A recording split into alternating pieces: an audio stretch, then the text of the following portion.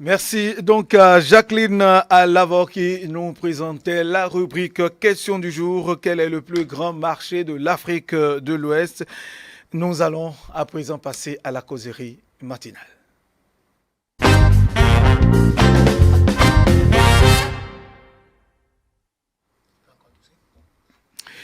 Voilà, nous nous retrouvons donc avec nos invités pour la causerie matinale. Aujourd'hui, vous le savez, plus de 200 environ, je dirais 207 000 candidats planchent donc pour l'examen national du certificat d'études primaires.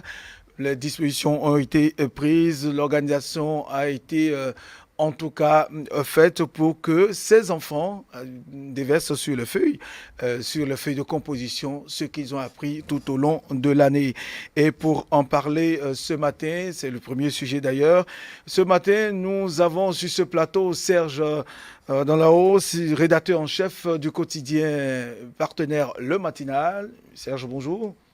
Bonjour à vous, bonjour chers téléspectatrices et téléspectateurs, chers co-débatteurs, bonjour également. Très bien. Alors, avec vous, pour en discuter avec vous, nous avons également sur ce plateau Sylvain Etchou. Il est enseignant de langue vivante, l'anglais. Il est également journaliste. Monsieur Sylvain, bonjour. Monsieur Théodule, bonjour et bonjour à tous. Merci d'être là ce matin. Nous aurons un troisième qui va nous rejoindre dans tous les cas. Chers invités, avant d'aborder la question du jour, nous avons suivi tout à l'heure Jacqueline Lavore dans sa rubrique question du jour. La question, c'était de savoir quel est le plus grand marché de l'Afrique de l'Ouest. Eh bien, les Béninois, chacun a donné sa position. Serge, vous avez suivi un peu cette rubrique? Oui, c'est une belle initiative. J'ai suivi tout à l'heure, c'est une nouvelle rubrique, je crois bien. Oui, oui, bien sûr. Oui, il faut de temps à autre de pareilles rubriques pour permettre aux téléspectateurs et téléspectatrices de pouvoir tester, de pouvoir jauger leur capacité, leur connaissance, j'allais dire, par rapport à certaines informations concernant leur pays. Quel est le plus grand marché du Bénin? Je crois, enfin, pas de l'Afrique. L'Afrique de l'Ouest. Je crois que c'est dans Tokpa, comme beaucoup l'ont dit, et je crois que la journaliste aussi a eu à le mentionner, à le souligner de plusieurs traits, j'allais dire. Alors, le plus grand marché dans Tokpa, évidemment, c'est par rapport à l'étendue, c'est par rapport aux nationalités qui viennent animer ce marché-là, c'est par rapport au chiffre d'affaires que permet, enfin, que ce marché-là fournit à l'État béninois en général, et plus précisément à la municipalité de Cotonou. Je n'ai pas les chiffres en tête, mais je crois quand même que ça doit pouvoir générer assez de ressources, beaucoup d'argent. C'est même l'une des raisons pour lesquelles le gouvernement l'un des gouvernements précédents a créé la société de gestion des marchés autonomes pour que un regard particulier puisse être jeté à ce niveau-là, pour que les ressources ne puissent pas être vendangées comme on avait l'habitude de constater dans le pays. Le plus grand marché, évidemment, et le gouvernement, sinon les gouvernements ont mis les bouchées doubles pour que les ressources générées par ce marché-là puissent profiter véritablement au développement du pays. Merci Serge Adao. Sylvain Etchou, oui, le plus grand marché de l'Afrique de l'Ouest, c'est une rubrique que nous avons, que la direction des programmes a mise en place pour permettre aux Béninois, en tout cas pour aiguiser la culture générale. Surtout pour vous, est-ce que véritablement le marché international d'Antokma est le plus grand de l'Afrique de l'Ouest? Je crois que sur la question, les interviewés ont apporté chacun son regard sur la question. Et si vous m'envoyez encore la question, je crois que je dirais ce qui est de mon avis également. Oui, je crois que c'est un grand marché, en tout cas c'est un grand marché de l'Afrique de l'Ouest. Donc par rapport, comme Serge le disait tantôt, toutes les nationalités qui viennent animer ce marché et périodicité de ce marché qui pratiquement, c'est vrai, ça Et sans but mais d'animation. presque tous les jours, presque tous les jours. le Quand marché on, s'anime. dans la programmation, en tout cas le calendrier, il y a tel jour de marché dans Tokpa. Voilà. Mais sur, d'autres- Mais sur le terrain, sur c'est le terrain, pratiquement c'est tous les jours toujours que ça s'anime. animé, Voilà. jusqu'à Et 10h30. donc, partant de tous ces paramètres, je dis que c'est, pour ne pas dire le plus grand marché de l'Afrique de l'Ouest, parce qu'il faut se comparer au Nigeria, à la Côte d'Ivoire, à certains pays qui ont aussi des grands marchés. Je ne sais pas, sur le plan superficie ou bien sur le plan de la beauté du marché. Je ne sais pas sur quel paramètre, sur le plan de l'animation du marché ou la périodicité de ce marché. Je ne sais pas sur quel paramètre il faut prendre pour pouvoir donc tirer la conclusion que voici le plus grand marché de l'Afrique de l'Ouest. Mais Dantokpa étant notre marché à nous, béninois, j'estime que nous allons travailler et je crois que le gouvernement actuel a un projet là-dessus sur la délocalisation du marché pour pouvoir donc étendre, voilà, et donc rendre beaucoup plus beau le marché, histoire de les hisser dans le rang des plus grands marchés de la sous-région et pourquoi pas de l'Afrique, de l'Afrique tout entière. Et donc sur ce plan, je reste convaincu que Dantokpa est le plus grand marché du Bénin et nous devons travailler chacun à ce que ce marché soit beaucoup plus concurrent. Le concurrent est véritablement garder son titre le plus grand marché de l'Afrique de l'Ouest. Voilà. C'était le cas. Merci donc, chers invités. C'était juste une parenthèse sur la question du jour que Jacqueline Alavant nous a présentée tout à l'heure. Je le disais tantôt donc, aujourd'hui, lundi 6 juillet, démarre sur toute l'étendue du territoire national l'examen d'études primaires, le certificat d'études primaires, le CEPE. Ils sont environ 207 000 candidats à plancher. Donc, je crois qu'ils seront, à l'heure nous émettons, à l'heure nous parlons, ils seront déjà devant leur feuille de composition. C'est Jardin là-haut. Vous avez suivi certainement que vous avez un de vos enfants qui est allé au CEPE, vous avez des proches, vous avez des cousins, vous avez des Béninois que vous connaissez et qui sont déjà en salle à l'heure où nous parlons. Dites-nous un peu comment est-ce que vous avez vu l'organisation de ces CEPE. Je n'ai pas encore un de mes enfants en classe de CM2, ils sont encore tout petits. C'est bientôt. Mais j'ai des parents quand même, des cousins, des cousines, des nièces et autres, des neveux qui sont candidats à cet examen qui se déroule, il faut le souligner, dans un contexte vraiment particulier. D'abord, la crise sanitaire qui sévit actuellement au Bénin et en Afrique est un facteur important sur lequel nous jouons, sur lequel les candidats sont appelés à jouer pour pouvoir réussir à cet examen-là. Et puis, tout ce que nous savons comme intempéries climatiques actuellement, c'est beaucoup plus de façon précise à Cotonou, où depuis quelques jours, la pluie ne fait pas du tout de cadeau à la population. Quand on met ces deux paramètres, quand on juxtapose ces deux paramètres, on se rend compte qu'a priori, la tâche ne sera pas facile aux candidats. Mais au regard des dispositions prises par les autorités, et plus précisément le gouvernement, on se rend compte que tout va bien se passer. Par rapport à la crise sanitaire, le gouvernement a mis les bouchées doubles, comme je le disais. Dans tous les centres de composition, il y aura du gel hydroalcoolique pour pouvoir respecter les gestes barrières. Chaque candidat, l'exigence a été faite à ce que chaque candidat puisse mettre son masque, ne serait-ce qu'un ou deux masques. Aborder, mettre un dans la journée, le soir mettre le second, et une fois à la maison vous lavez, le lendemain vous repassez avant de reprendre le chemin des centres de composition. Le lavage des mains, je le disais, il y a du gel hydroalcoolique au niveau des centres de composition. La distanciation sociale, un point d'honneur a été également mis là-dessus pour que au niveau des centres de composition, il ne puisse pas avoir ce qu'on avait l'habitude de constater, où dans une salle de composition, vous pouvez avoir jusqu'à un certain nombre exagéré de candidats. Cette fois-ci, par rapport à la crise, le gouvernement a décidé qu'il y ait moins de candidats dans les salles de composition. Et je pense que cela sera respecté. Et on a déployé sur le terrain quelques confrères journalistes pour pouvoir faire le constat. Maintenant, par rapport aux intempéries, nous allons passer la parole à Sylvain Etchou. Sylvain Etchou, vous avez suivi un peu. Est-ce que selon vous, l'année s'est très bien déroulée? Je crois que c'est une année scolaire qui aura duré environ 10 à 11 mois, parce qu'on a commencé en septembre. Et donc, Covid-19 aidant, l'année a été prolongée. Et je crois que c'est une année qui a été longue. Il n'y a pas eu de perturbation de grève comme on avait l'habitude de connaître. Certes, il y a eu cette maladie-là qui est venue. Et c'est que, à quelque chose, on dit malheur est une bonne chose.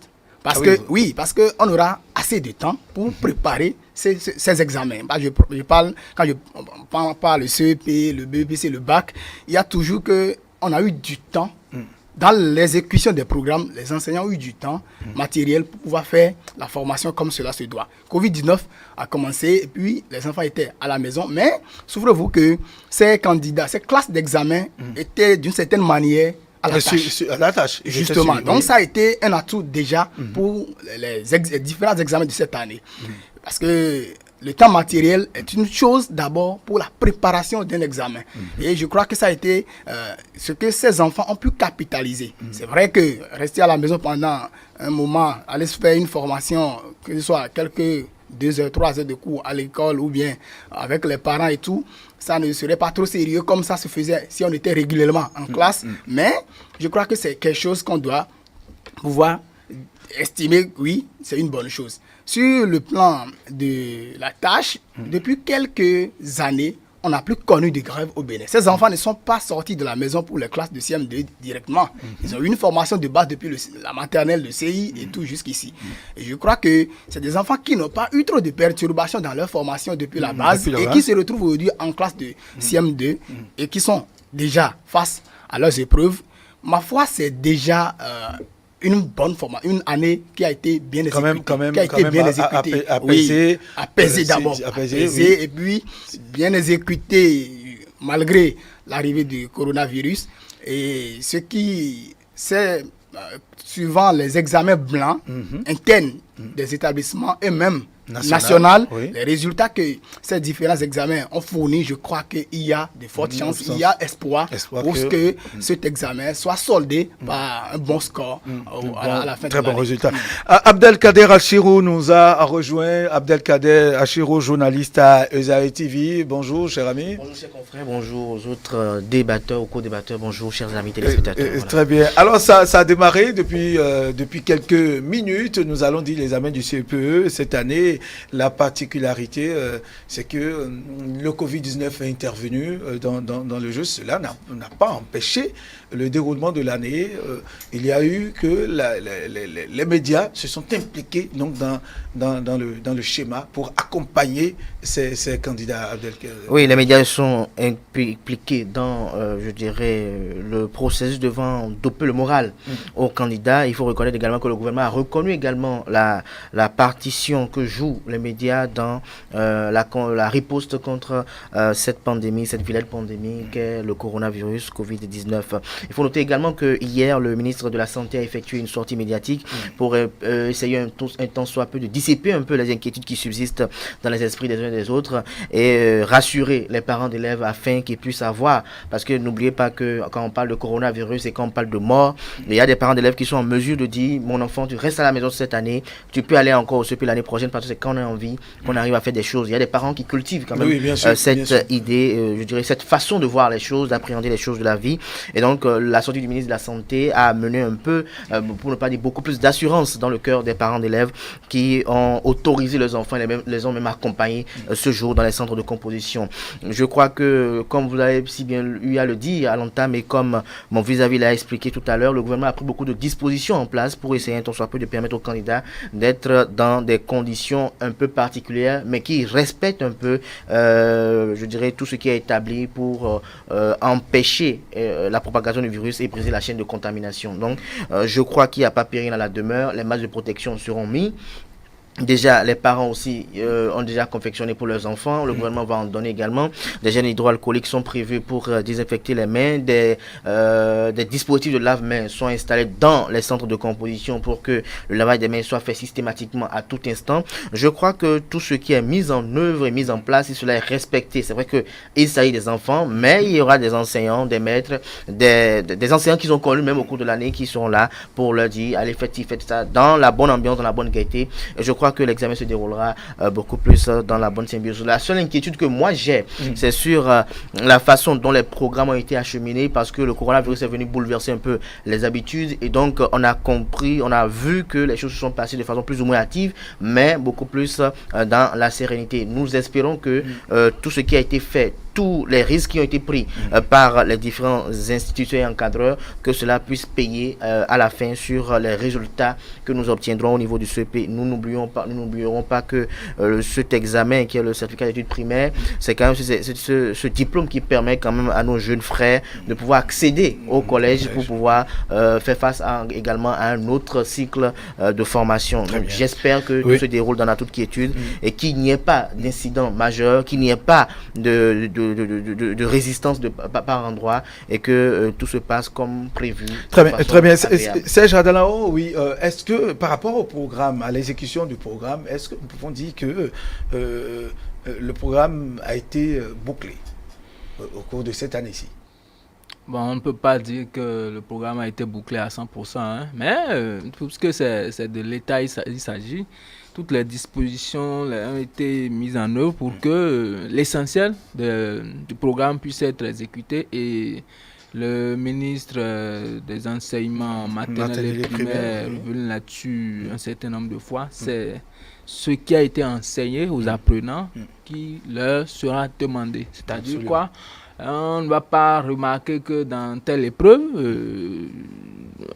il a été demandé aux enfants ce qu'on ne leur a pas enseigné à l'école. Donc, sur ce plan-là, je pense que les assurances ont été données par les autorités pour que ça ne soit que ce qu'on a enseigné, ce que les enseignants ont livré comme savoir aux élèves en classe, que ça soit seulement ça qui puisse être leur demandé pendant ces 2 ou 3 jours de composition. Donc, les programmes à situation exceptionnelle, mesures exceptionnelles, les programmes ont été évacués comme cela pouvait l'être. Les élèves feront en fonction de la situation qui, il faut l'avouer, est exceptionnelle une fois encore.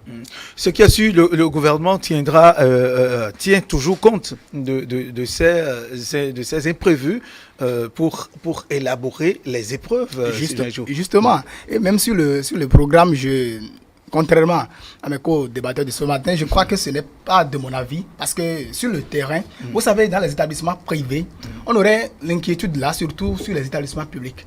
Dans les privés, on a commencé l'école depuis septembre, et vous savez la pression que les promoteurs mettent sur les enseignants qui tiennent les classes d'examen, parce que ce sont ces classes d'examen qui font une certaine publicité, le taux de ces classes d'examen qui font la publicité des établissements privés. De sorte que les promoteurs ont toujours un regard particulier sur ces classes d'examen. Tenant le cas des classes de CM2, cette année en tout cas, on a commencé l'école depuis septembre, et coronavirus est venu, je crois, mi-mars. Oui. Voilà, donc je peux vous assurer que déjà en 7 ans, il y a dans les écoles privées, des établissements ont pratiquement fini le programme.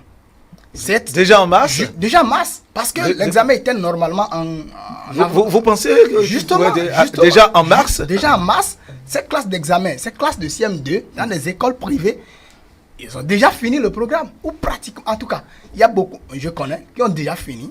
Et qui savaient qu'au retour des congés, qui savaient qu'au retour des congés, ce serait les révisions, parce que l'examen était en mai.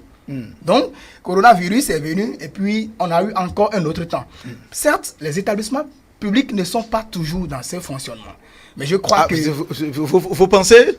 Qu'est-ce que vous faites dire? Quelles sont les statistiques que vous avez? Je parle de la pression que les promoteurs mettent sur les enseignants qui tiennent ces classes d'examen comparativement à ce que l'enseignant du public Alors, les deux co-débatteurs Non, ce que moi je voudrais juste dire, c'est que l'État organise des examens pas pour les élèves privés, pas pour les élèves du public, mais pour les Béninois. Et je crois que là où la priorité est beaucoup plus donnée, c'est dans le public parce que c'est accessible à la plus grande masse des enfants béninois parce que tout le monde n'a pas les moyens pour inscrire les enfants dans un complexe privé quand on sait toute la communication qui est autour, tout le maquillage qui est mis autour et toutes les accointances incestueuses qui subsistent dans ce domaine et que le gouvernement depuis un certain temps est en train de toiletter pour essayer un peu de réorganiser et régenter un peu le système pour que nous puissions y voir clair.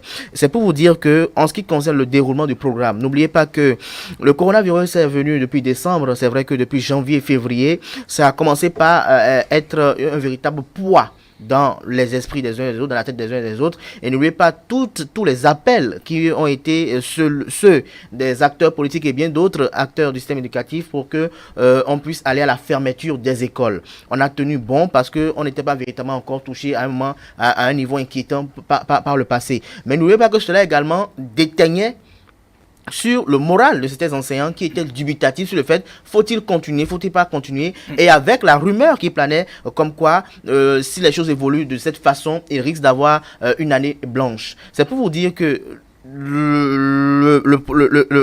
la programmation sur le plan académique, elle est bien faite, elle est bien respectée.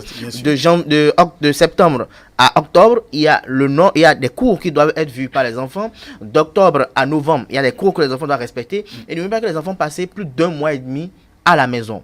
Et durant ces 1 mois et demi, c'est vrai qu'on a dit qu'il y a eu des cours qui ont été faits à l'école et autres, mais n'oubliez pas que tous les enfants n'ont pas ces aptitudes de pouvoir s'adapter à un changement situationnel. C'est pour vous dire en d'autres termes que ça va forcément avoir un petit impact. Ça va forcément avoir un petit impact. Autant le coronavirus a eu des impacts sur notre économie, autant le coronavirus a eu des impacts sur peut-être vos projets de vie au cours de l'année 2020. Autant le coronavirus aura des impacts même dans les privés, même si ils ont pu organiser de part et d'autre. N'oubliez pas qu'il y a eu de ces parents qui ont été très réticents à laisser leurs enfants aller à l'école. Moi, je connais des parents, même des collègues journalistes dont les enfants ont été retirés de l'école bien avant que le gouvernement demande à ce que les enfants restent à la maison. Donc, c'est pour vous dire que il y a eu tout ce chamboulement-là qui a été fait. C'est vrai, tout a été revu. Mais ce sur quoi il faut insister aujourd'hui sur ce plateau, c'est ce que Serge a eu à évoquer tout à l'heure, qu'il a été demandé que c'est ce qui a été vu par les enfants en classe, c'est cela qui doit être demandé. Et je crois que les ministres des 3 ordres d'enseignement ont eu à échanger un peu avec les associations fêtières et bien d'autres cadres beaucoup plus élargis pour voir un peu à quel niveau on est, à quel niveau de programme on est, qu'est-ce qui doit être fait pour que l'examen ne soit pas véritablement un concours pour les apprenants, mais véritablement un examen pour ces enfants. Donc je crois pour ma part que la pédagogie qui a été celle adoptée par le gouvernement est celle la plus idoine en pareille situation, parce que n'oubliez pas que la situation elle est alarmante. En dehors du fait que les enfants sont restés à la maison, il y a également une psychose générale sur les uns et les autres où des gens restent à savoir c'est qui le coronavirus, il est qui, se présente comment, et donc il faut adopter des gestes barrières certes, mais quand les gens entendent que les cas augmentent, ils sont stressés, ils se disent mais que se passe-t-il? Donc ça a forcément eu des impacts. Les enfants eux-mêmes, ils te posent. Moi je me rappelle bien, j'étais au cours d'un voix populaire, un enfant me dit vous parlez du coronavirus, monsieur, vous avez vu le coronavirus, il est comment? Comment ça t'était? Les enfants sont curieux. Donc c'est pour vous dire que tout cela, il a été demandé aux enseignants également de voir avec les enfants c'est quoi le coronavirus, les gestes barrières, ça a été enseigné puisque j'ai suivi, puisqu'il y a pas déjà des opérations de distribution de masques de protection, et j'ai vu des enseignants qui ont enseigné à des enfants c'est quoi le coronavirus, les gestes barrières, et qu'on demandait même à ces enfants-là d'être des vecteurs de propagation d'informations au niveau de leurs parents pour dire à leurs parents, voilà, que contre le coronavirus, on nous a dit à l'école, il faut tout le temps laver les mains, moi je me lave les mains, il faut tout le temps porter son masque de protection. Donc je crois que tout cela a eu peut-être un petit impact, ça piétine un peu le programme, mais est-ce que ça va déteindre sur les résultats? Je crois que c'est la publication des résultats qui nous dira davantage. Et Serge Adanao veut réagir par rapport à tout ça. Oui, c'est l'intervention de mon co-débatteur tout à l'heure qui disait que le programme a été très bien exécuté dans un contexte particulier, dans un contexte qui est le nôtre aujourd'hui. On ne peut pas dire que le programme a été exécuté à 100%, même si la même tendance dans les privés, dans les surtout privés, que l'examen est national. les cours ont été exécutés jusqu'à mi-mars, comme il le disait. C'est vrai qu'en mars, déjà, on tend vers la fin de l'exécution des programmes, mais ce n'est pas totalement la fin. Il y a certaines notions, et il me semble même que ce sont ces notions-là qui, pour la plupart du temps, sont demandées aux élèves lors des examens.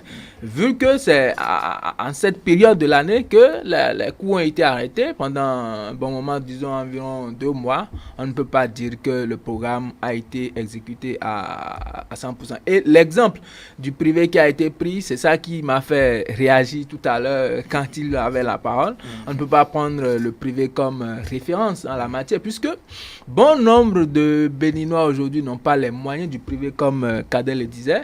Quand vous prenez la balance, les enfants sont beaucoup plus dirigés vers le public que le privé aujourd'hui. On peut compter le nombre d'enfants qu'il y a au niveau du privé, d'inscrits dans les privés, et par rapport sur les 207 000 environ que nous avons. Par rapport au public, on peut les compter. Donc, cet exemple me paraît un peu, disons, pas tout à fait normal, pas tout à fait logique. C'est pas un bon exemple.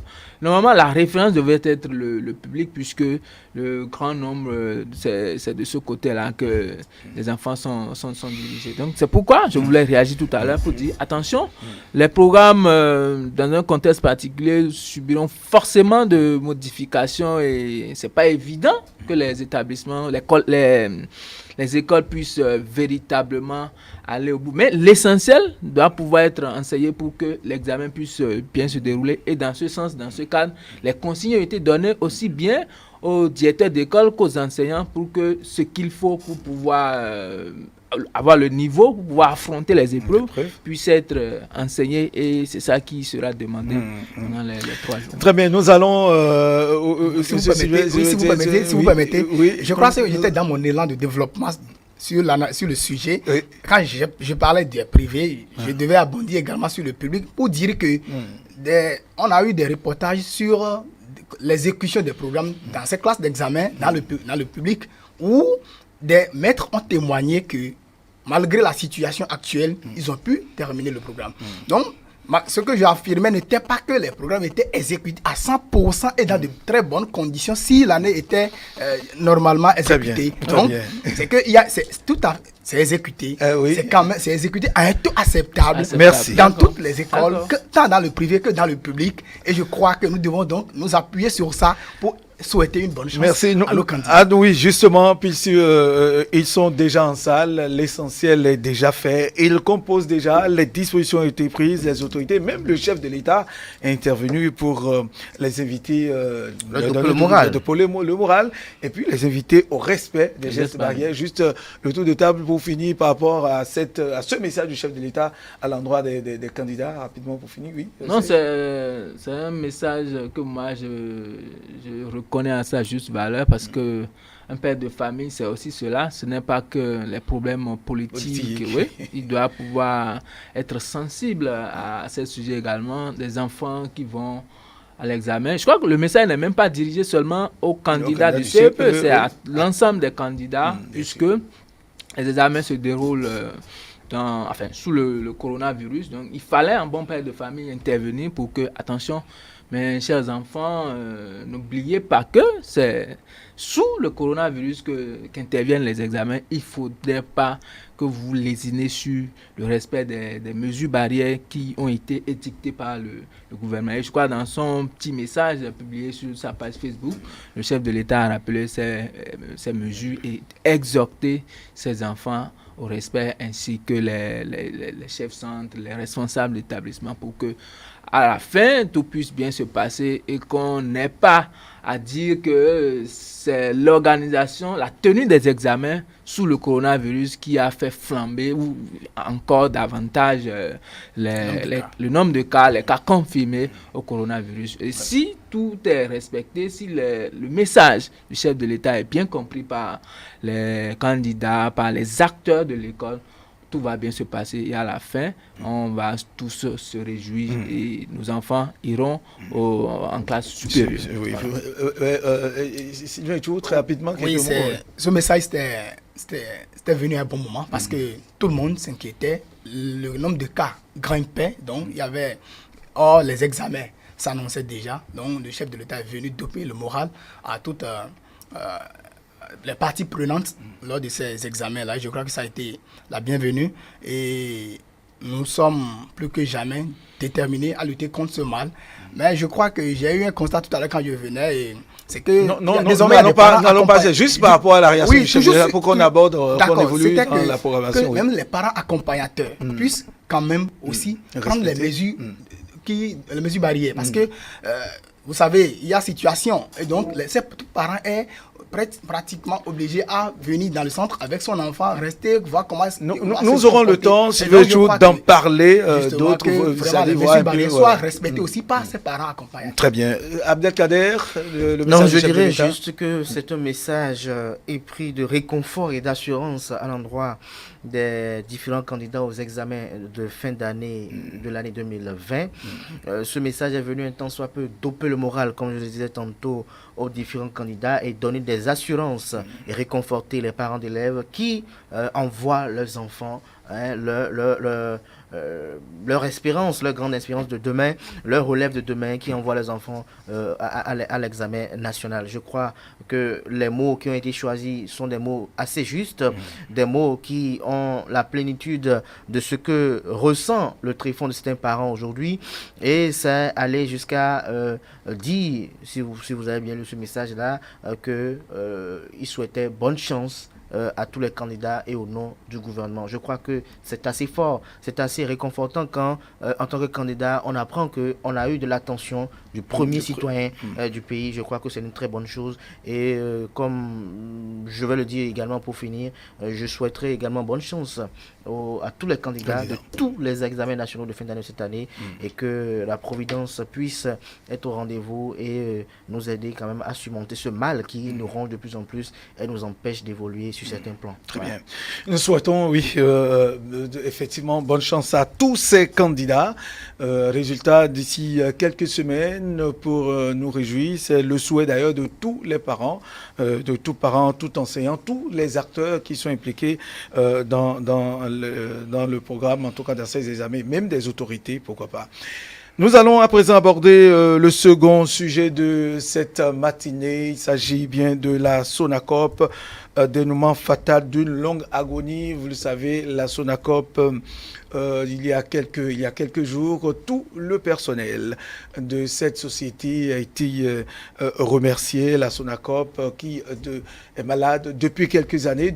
D'ailleurs, depuis le temps de Kérékou 1 que cette société a commencé ses ennuis, des problèmes. Kérékou 2 est venu pendant ce temps. Des actions ont été menées, en tout cas des administrateurs provisoires ont été nommés et même à cette affaire de trésorerie, beaucoup d'affaires qui ont été mêlées à cette société. Aujourd'hui, plusieurs milliards de dettes. On a été obligé de remercier et revoir un peu les choses. Le président Talon, avec la nomination d'un administrateur provisoire aussi, c'était la dernière formule qui a été trouvée. Il faut remercier et revoir les choses. Serge Adanlao, est-ce que la Sonacop, ce qui se passe aujourd'hui à la Sonacop, ce qui s'est passé avec la Sonacop, est-ce qu'il pouvait en être autrement? C'est pas ce qui s'est passé, c'est ce qui se passe puisque le processus de liquidation est en cours. Est-ce que c'est ce qui devrait se passer? Je crois que oui, c'est normal.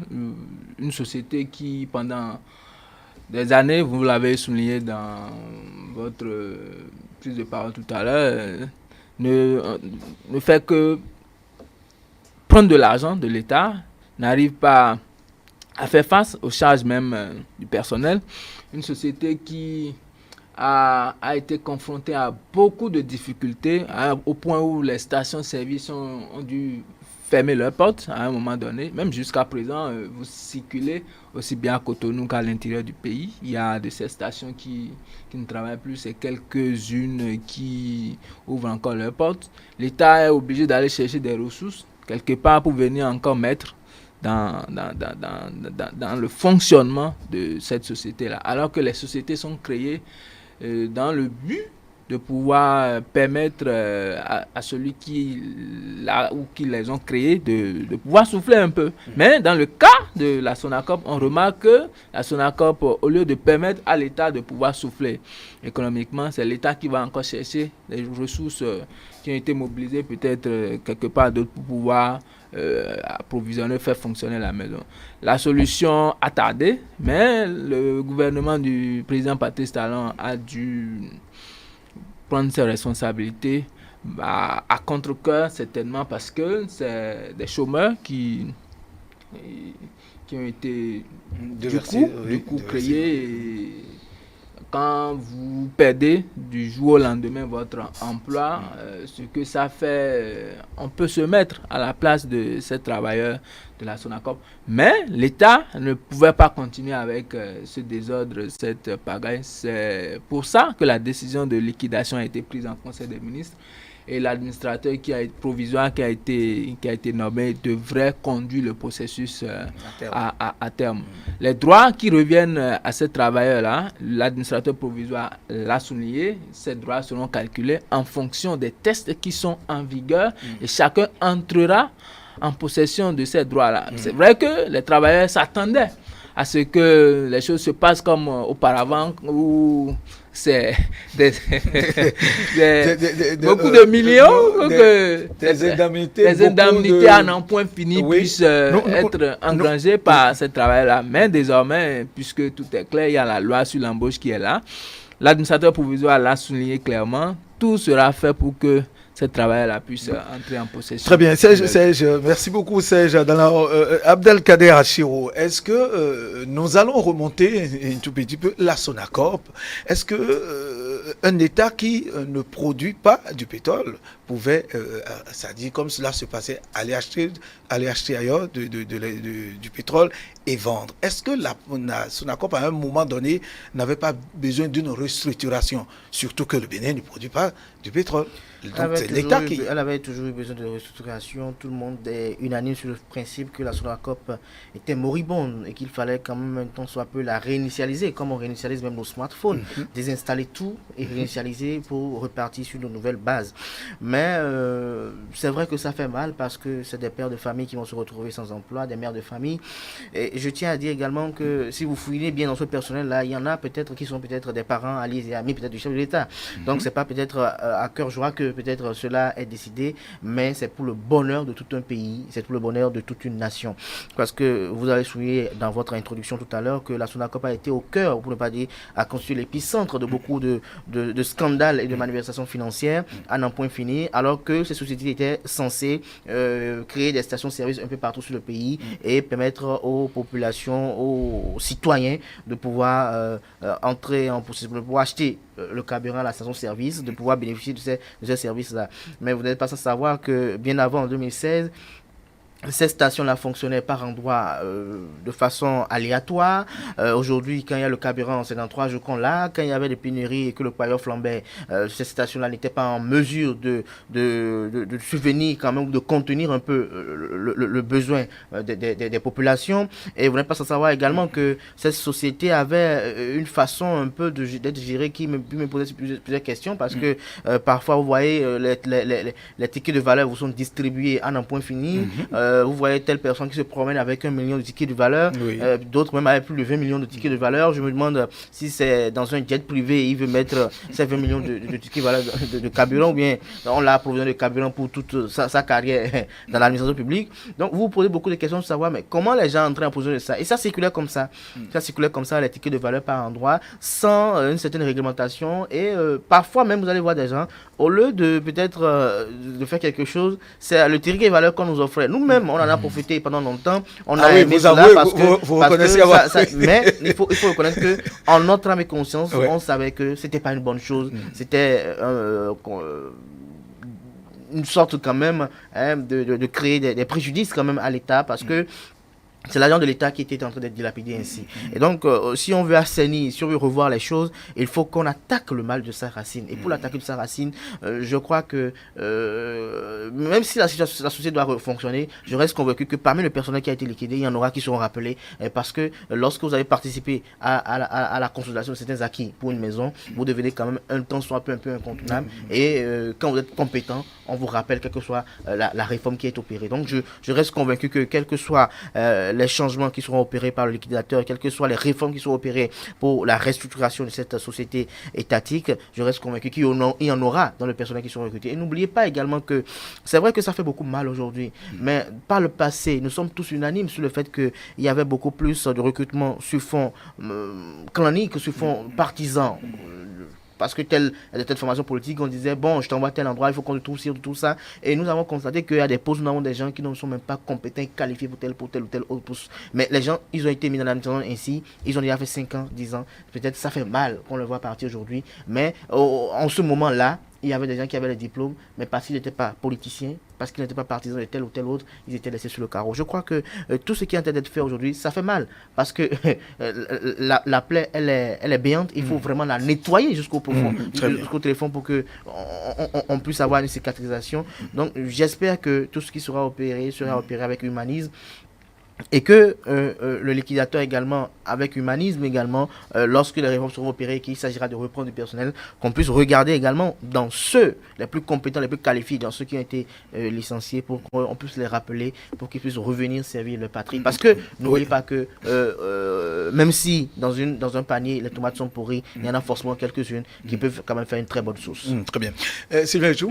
Oui, il faut rappeler que la Sonacop reste à nos jours je dirais même la seule société qui a pu résister jusqu'à présent à une société de l'ère révolutionnaire qui soit restée jusqu'à maintenant. Et que si aujourd'hui cette décision est prise, je crois qu'il y a une certaine raison. Il y a assez de raisons. Nous savons que sous le régime passé, il y avait des milliards qui étaient il y avait cette affaire de trésorerie qui était, on avait utilisé des milliards pour relancer la société. Mais ce qui n'a pas toujours fonctionné. Vous savez que le gouvernement actuel est très méthodique et rigoureux sur les fonds publics. Et là-dessus, on a pris du temps pour analyser la situation, voir dans quelle mesure on peut sauver les meubles. Et si c'est ça, c'est remercier le personnel, restructurer la société qui puisse être profitable à la nation, je crois qu'on ne va pas avoir les larmes aux yeux pour prendre une telle décision. Ça a été pris comme décision et je crois que nous devons d'une certaine mesure pas se réjouir de la situation parce que ça règle une certaine question sur le plan économique parce que l'État avait toujours de l'argent à mettre dedans, mais que nous devons regarder sur le plan social ce que ça cause. Et là-dessus, il faut faire le poids. Il faut faire l'équilibre. Et là, je crois que dans la balance, c'est l'intérêt national qui a primé et c'est ça qui a favorisé la décision. Donc, on ne peut que souhaiter que, comme mon président l'a dit, que le liquidateur puisse étudier tous les paramètres pour que le personnel qui se retrouve aujourd'hui sans emploi ne soit pas lésé dans ses droits. Et aussi que des processus de restructuration de la société puissent être c'est d'ailleurs ça qui est enclenché. Voilà, puisque vous savez qu'avec la construction du pipeline qui devrait drainer du pétrole du Niger, même du Nigeria pour venir au Bénin, c'est vrai que nous ne produisons pas, mais nous avons des pays qui nous entourent, qui produisent, que nous pouvons donc, de qui nous pouvons tirer profit et alimenter notre demande nationale et même fait beaucoup de bénéfices. Vous savez, si cette société était bien structurée et bien gérée, l'État aurait beaucoup d'intérêt. Il n'y a pas le passé que l'État tirait assez de profit là, comme le port l'est aujourd'hui.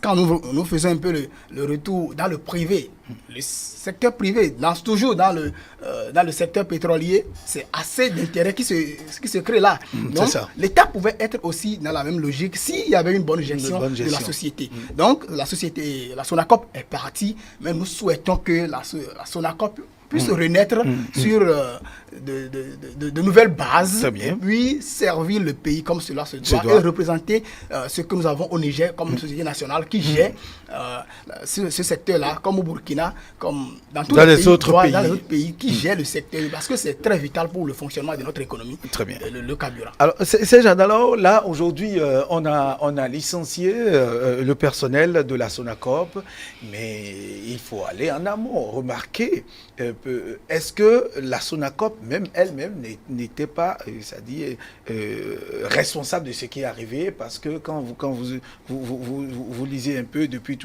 Kérékou 2, Kérékou avant de partir, parce qu'il y avait cette affaire de l'agent de la Sonacop qui a acheté la Sonacop, qui l'a ramené dans le giron de l'État. Le président Bonina y est arrivé, cherchant à restructurer la société pour être des milliards, cette affaire de trésorerie, des milliards qui étaient injectés dans cette société. Et pourtant, mais quand vous observez, le liquidateur l'a dit, il y a trop d'intérêts, il y a trop d'avantages, trop de facilités au personnel, ce qui ne permet pas à une société qui ne produit pas de pouvoir survivre. Oh, c'est clair, et ça saute à l'œil. Ça saute à l'œil puisque ce pas des gens extérieurs à la Sonacop qui ont géré la maison, c'est les gens qui sont actuellement là qui ont géré. Donc ça sous-entend que ce sont ces travailleurs qui ont contribué à l'ensevelissement même de la maison. Parce que n'ayons pas froid aux yeux pour le dire, la Sonacop ne vit que de nous aujourd'hui. Il n'y a plus d'essence qui soit livrée à la population. La Sonacop ne contribue même pas au financement du budget national, on peut le dire. Donc, ce sont ces agents qui, vu leur proximité avec les différents gouvernements, ont profité de ces accointances, de ces proximités-là pour pouvoir mettre la société dans l'état dans lequel elle est aujourd'hui. Il fallait à un moment donné dire niet, stop, et refondre tout, repartir si possible sur de nouvelles bases. C'est vrai, on ne sait pas encore comment est-ce que les choses vont évoluer. Est-ce que la Sonacop va continuer par exister? Est-ce qu'elle va disparaître ou revenir sous une autre forme, sous une autre appellation? On ne sait pas encore tout ça. Pour l'instant, ce qui est visible, c'est que les travailleurs ont été licenciés pour malgouvernance, pour dysfonctionnement de la structure. C'est ce qui est, c'est ce que nous remarquons tous, et c'est même ça qui est à la base de tous les mots, de l'agonie que vous avez utilisé, employé dans la structuration du thème. Donc, c'est les travailleurs même, qu'on n'est pas froid aux yeux, ce sont les travailleurs qui sont responsables de l'état dans lequel la Sonacop est, puisque ce sont eux qui ont eu à gérer, ce sont eux qui étaient aux affaires. Il y en a même qui ont... Vous n'avez pas envie de...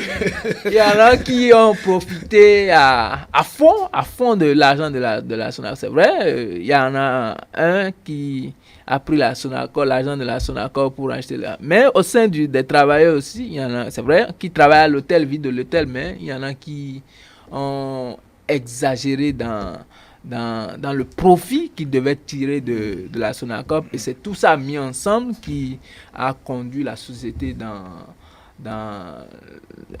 l'état dans lequel elle est aujourd'hui. On va souhaiter que le processus de liquidation en cours puisse aller vite, et que s'il y a lieu de rappeler certains de ces travailleurs, parce que, qu'on le veuille ou non, ce ne sont pas tous les travailleurs, ce n'est pas tout le personnel qui a contribué à mettre la société dans cet état. Il faudrait qu'il y ait un audit pour pouvoir situer les responsabilités, s'il y a lieu de rappeler. C'est pourquoi je dis, il faut quand même qu'on puisse être situé. Est-ce que une autre société sera créée? Si tel était le cas, qu'on puisse vraiment rappeler ceux qui ont la possibilité de continuer par faire fonctionner la structure qui sera créée avec l'accord qui a été signé, l'accord de partenariat avec le Niger dans le cadre du projet Pipeline. Parce que là, des recrutements sont prévus. Il y en a qui ont été déjà effectués, il y en a qui seront effectués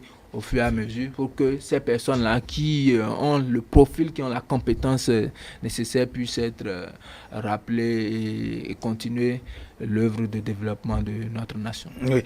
Abdelkader Achiro, quelles sont les probabilités, les possibles projections qu'on pourrait faire par rapport à cette société, la Sonacop, les jours à venir? Parce que, quoi qu'on dise, le Bénin regorge quand même des ressources. Est-ce qu'il ne faudra pas peut-être orienter les recherches chez nous vers ce que nous avons au sous-sol, nos gisements, parce que les études sont certainement là. Non, je crois qu'il n'y a que les techniciens en la matière véritablement très compétents qui puissent quand même faire des prédictions certaines. Tout ce que moi je pourrais dire ici sera que pure spéculation. Mais la seule chose que je sais, c'est que la Sonacop pendant longtemps a été perçue comme une vache à lait, où nous avons des prestataires fictifs, des gens qui, je ne veux peut-être pas briser déjà ce matin, mais déjà qui livrent le gasoil peut-être à la Sonacop sans avoir même livré un petit camion citerne à la Sonacop et qui percevaient ces factures-là également. Vous avez évoqué tout à l'heure un cas en ce qui concerne les tickets de valeur. Vous voyez un peu, les tickets de valeur ont été produits pour permettre quand même aux les agents de l'État, aux institutions et autres, de pouvoir aller prendre en ravitailler en carburant. Facilement. Mais vous voyez les gens qui s'acoquinent un peu avec les pompistes, puis disent, bon, tu as déjà abonné pour combien aujourd'hui? Bon, moi, les tickets valaient à hauteur de 200 000 francs CFA. Je donne les 200 000 francs, je prends 150 000 francs CFA. Voilà. Je donne 50 000. Voilà, du coup. Et il y avait cette manière de pouvoir partager l'argent et sans quand même que cela soit destiné à ce à quoi cela est destiné. Parce que n'oubliez pas que cela est fait pour que les gens puissent aller prendre l'essence à la station-service, pour que les gens puissent utiliser ce carburant-là pour servir l'État, pour les courses de l'État et autres. Mais on a constaté qu'il y a eu un vrai laisser-aller où vous voyez, parfois c'est horrible quoi. Vous voyez des gens qui ne sont ni fonctionnaires de l'État, mais qui ont quand même une grosse pile de tickets de valeur. Vous vous demandez, mais il a eu ça où?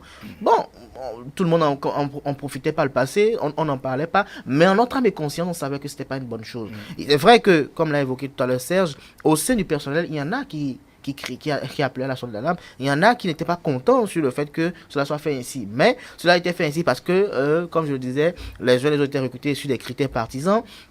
Parce que tel est proche de tel autre ministre, on ne peut pas parler contre lui parce que comme son ministre est très proche du chef de l'État, vous pourriez risquer d'avoir des ennuis. Et donc on avait de petits rois qui étaient dans donc selon vous, est-ce que l'État... Je crois, vous savez, à l'entame de mon argumentaire, j'ai dit, la Sonacop pour moi est comme un smartphone aujourd'hui qui a besoin d'une réinitialisation. Il faut désinstaller toutes les applications, réinitialiser le téléphone et les réinstaller, ces applications-là, pour qu'elles fonctionnent. C'est pour dire en d'autres termes qu'on peut refonctionner même avec la même structure, mais si on repart sur de nouvelles bases.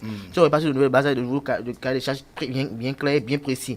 Parce que tel que c'était conçu avant, c'était un peu flou, ce qui faisait que ça buguait. Ouais, un peu, ça a du mal à évoluer. Donc, comme je le disais, il faut réinitialiser. C'est ce que le liquidateur a entrepris. C'est ça là où je l'ai dit à ma première intervention. Ma grande espérance, c'est que les cadres les plus qualifiés, les plus compétents, qui ont une certaine expertise, une certaine expérience en la matière, soient rappelés pour servir la population. Parce que je reste convaincu que quand on va fouiner, même le liquidateur a peut-être bien des amis parmi ceux qui sont licenciés. Quand on va fouiner, comme je le disais tout à l'heure, le chef de l'État aura peut-être probablement des parents, parce qu'il y a beaucoup de personnes qui sont originaires de chez lui, qui sont également dans cette société. Mais dans ce cas de figure, il s'agit de l'intérêt de la nation, toute une nation. On a une société qui a pris beaucoup de milliards sans en donner, qui en prend chaque fois. Elle est devenue comme un puits ou bien un océan dans lequel on dit on jette de l'eau. Plusieurs milliards de dettes. Il faut quand même qu'on revoie les choses, on restructure un peu les choses pour qu'elles soient beaucoup plus performantes, qu'elles soient beaucoup plus compétitives et que dans ce secteur également, qu'elles ne soient pas tout le temps laissées au laisse par les structures privées. Parce que vous avez constaté que la Sonacop n'est pas en capacité de servir le carburant sur toute l'étendue du territoire national, alors que lorsqu'on est venu, vous avez vu qu'il y a des sociétés privées qui ont pu quand même relever intégralement ce défi. Et lorsque nous avons des pénuries en matière de carburant, les gens se rendent à la station. Et je puis vous dire aujourd'hui, vous assurer qu'il y a beaucoup de Béninois aujourd'hui qui n'avaient pas l'habitude d'aller à la station et qui vont aujourd'hui à la station comme un acte réflexe. Et que même quand quand l'essence de contrebande est même en deçà du prix à la station-service, ils peuvent aller se rendre à la station-service parce qu'ils savent qu'il y a de l'essence à chaque station-service. Les stations-service sont beaucoup plus multiples aujourd'hui et fonctionnent, donc ça ne les intéresse, ça les inquiète pas. Et elles fonctionnent également, il faut le préciser, 24 heures sur 24. Je crois que c'est une très bonne initiative. Sylvain Chou, vous partagez le même avis? Oui. Exactement, c'est de cela que les Béninois vivent aujourd'hui. C'est le secteur privé les stations privées qui gèrent le marché, qui approvisionne aujourd'hui les Béninois par rapport dans le sens du carburant. Et puis, c'est vrai que par le passé, quand il y a flambé du prix au niveau du paillot, les Béninois on est pratiquement aux enfers.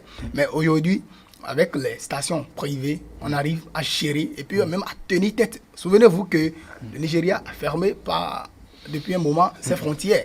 Avant le coronavirus. Ce qui a fait que le paillot aussi n'était plus trop fonctionnel. Mais malgré ça... Nous n'allons pas faire la promotion du paillot. C'est vrai que ça fait partie de nos réalités. C'était pour dire que une fois que le secteur privé a pu tenir, s'il y avait une société nationale, ça pouvait aussi être beaucoup plus profitable aux citoyens. Et empêcher les longues files d'attente. Voilà, et empêcher les longues files d'attente. Donc nous devons nous nourrir de l'espoir là que la société puisse renaître sous de nouvelles bases. Et j'ai foi en ce gouvernement. Le gouvernement actuel par rapport au savoir-faire dans la gestion des sociétés d'État, dans la gestion de la chose publique, qu'une autre société va naître, peut-être sur une nouvelle appellation, et puis repartir, recruter, comme mon professeur l'a dit, recruter, tirer les bons produits de ce qui est parti, et puis on va beaucoup plus oublier même qu'il y avait une société qui constituait un problème pour l'économie nationale. Très bien. Parce qu'on aurait,